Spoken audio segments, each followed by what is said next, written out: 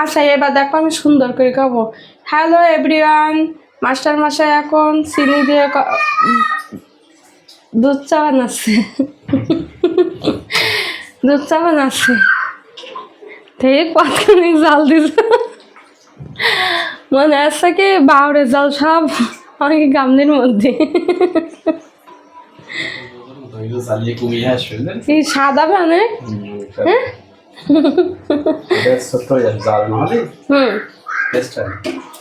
আমরা আজকেরা ছুটির দিন এখন দুধ চা খাবো, খুব টেস্টি করি, যত্ন সহকারে তৈরি করতেছে।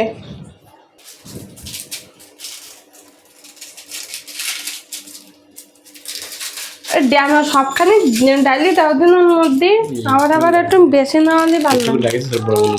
কিছুর জন্য রাখেছ